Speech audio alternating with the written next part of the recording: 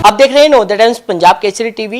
दिल्ली में प्रदूषण की मात्रा काफी खराब स्थिति में पहुंच गई है। अगर बात करें तो दिल्ली का एक्यूआई लेवल जो है वेरी प्योर कैटेगरी में पहुंच गया है, जिसकी वजह से लोगों को काफी दिक्कतों का भी सामना करना पड़ रहा है। लेकिन सावधानियां क्या बरतनी चाहिए, हमारे साथ मेडिकल एक्सपर्ट समीर भाटी जी हैं।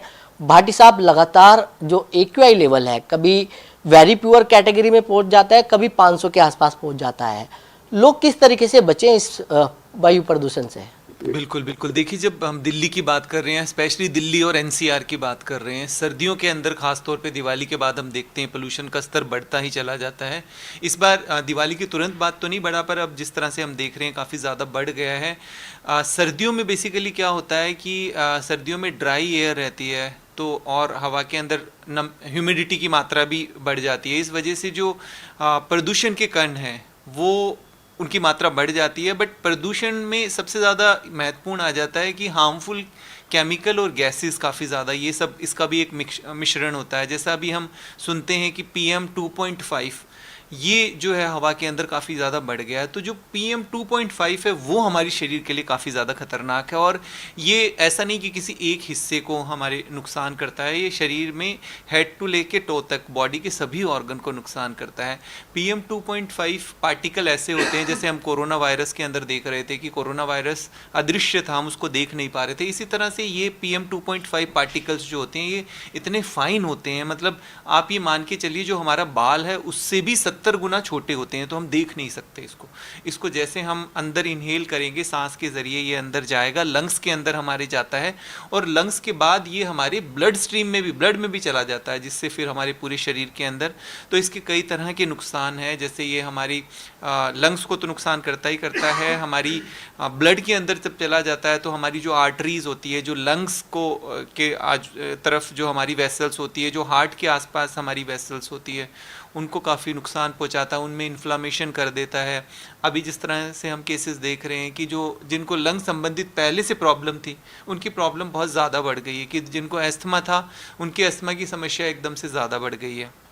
अब इसके अंदर जो आप सावधानी की बात कर रहे हो, दो ग्रुप है। एक ग्रुप तो वो ग्रुप जिनको पहले से कोई ना कोई बीमारी है, जैसे हम जब कोविड में बात कर रहे थे कि हमारी जो कोमॉर्बिड है, इसमें भी जिस तरह से जिनको पहले से लंग की कोई बीमारी है, जैसे या तो उनको COPD है, अस्थमा है, इस तरह की कोई समस्या है, तो उनको बहुत ज़्यादा सावधानी बरतने की ज़रूरत है। एक ये कैटेगरी। दूसरी जो छोटे बच्चे हैं, 5 साल से कम उम्र वाले बच्चे हैं, छोटे बच्चे, उनको भी विशेष तौर पर ध्यान रखने का ज़रूरत है। और इसके अलावा जो एल्डरली लोग हैं, बुज़ुर्ग लोग हैं, उनको काफ़ी ध्यान रखने की ज़रूरत है। हमारी जो प्रेग्नेंट वुमेन है, महिलाएं, उनको भी बहुत ज़्यादा ध्यान रखने की ज़रूरत है। अब इसके अंदर जिनको पहले से कोई प्रॉब्लम है, अस्थमा वगैरह, वो ध्यान रखें कि अपना इनहेलर वगैरह ये सब चीज़ें अपने साथ रखें, और वो परहेज करें कि अगर बाहर पोल्यूशन ज़्यादा है तो अगर बहुत ज़्यादा ज़रूरी नहीं है तो बाहर ट्रैवल ना करें। और अगर ट्रैवल कर रहे हैं तो मास्क ज़रूर पहने। मास्क में भी N95 मास्क इससे प्रोटेक्ट करेगा। आमतौर पर लोगों को देखा है कि या तो मुंह को किसी कपड़े से बांध लेंगे या एक ऑर्डिनरी मास्क लगा लेंगे। देखिए वो मास्क इससे कोई सुरक्षा आपको नहीं देगा पोल्यूशन से, डस्ट पार्टिकल से थोड़ा बचा ले। पर आप ये मान के चलिए कि जो वायु प्रदूषण है उसमें खाली डस्ट नहीं होता, इसके अलावा भी कई गैसियस मटीरियल होते हैं जो हमारे लिए बहुत ज़्यादा हानिकारक होते हैं। तो इसलिए अच्छा N95 का मास्क पहने अगर आपको बाहर निकलना है। दूसरी गलती लोग क्या करते हैं कि जब सुबह हम देखते हैं कि पार्क के अंदर एक्सरसाइज कर रहे हैं या वॉक कर रहे हैं, वो भी अभी आपको परहेज करना है, या शाम को। लोग तो सोचते हैं कि सुबह सुबह जाएंगे तो अच्छी शुद्ध वायु मिलेगी। बिल्कुल बिल्कुल, देखिए ये हमारा एक मानना है कि एक्सरसाइज हमारे हेल्थ के लिए अच्छी है, बिल्कुल बात ठीक है कि वॉक करना ज़रूरी है। पर अगर आप पोल्यूशन स्तर जिस समय ज़्यादा है उस समय अगर आप एक्सरसाइज करेंगे तो वो फ़ायदे से ज़्यादा आपको नुकसान करेगी। तो इसलिए दूसरा आपको जो सावधानी बरतनी है कि सवेरे जब प्रदूषण स्तर ज़्यादा बढ़ रहा है उस समय आपको एक्सरसाइज, वॉक और ये सब नहीं करनी।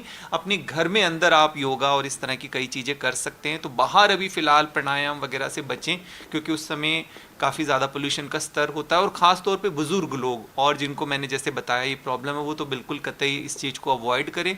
इसके अलावा ये तो बाहर का पोल्यूशन हो गया जैसे हम बात कर रहे हैं, पर जो अंदर का पोल्यूशन भी कई बार होता है, इंडोर पोल्यूशन, हम जैसे धूप बत्ती चलाते हैं, अगरबत्ती चलाते हैं, मोमबत्ती, या ये भी पोल्यूशन कॉज करती है, इंडोर पोल्यूशन। तो इससे भी आपको बचना है। इसके अलावा कई बार हम कुछ छोटा मोटा अंदर, बाहर कंस्ट्रक्शन बंद है तो अंदर हम छोटे मोटे कंस्ट्रक्शन के काम करते हैं, मेंटेनेंस के, ये भी आपको अभी इस तरह से अवॉइड करना है।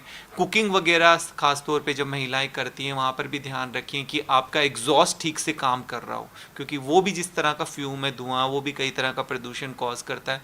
तो इन छोटी छोटी बातों का अगर आप ध्यान रखेंगे, सावधानी रखेंगे, तो बहुत हद तक आप किसी भी बड़ी बीमारी से आप पोल्यूशन से बच सकते हैं। और स्पेशली जैसे मैंने बताया कि जो कोमॉर्बिड लोग हैं, पहले से समस्या है, उनको अभी विशेष तौर पर ध्यान देने की।